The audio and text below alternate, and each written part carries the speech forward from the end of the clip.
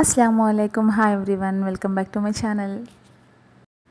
నా హస్బెండ్ కోసం అయితే నేను లంచ్ బాక్స్ అయితే ప్రిపేర్ చేశాను. దానికి ఏమేమి పెట్టానో అయితే మీరు ఈ వీడియోలో చూస్తారు. అండ్ నాకు అయితే ఒకటి ఎప్పటినుంచో చెప్పాలని ఉంది.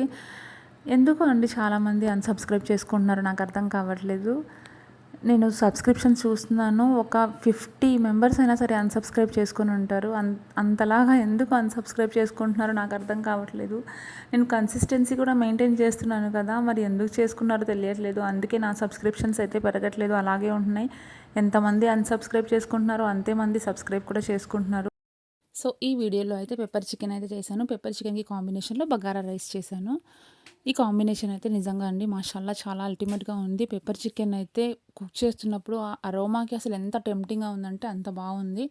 మీరైతే కంపల్సరీ ట్రై చేయండి. నేను రెసిపీ ఫుల్ డీటెయిల్‌గా పెడతాను.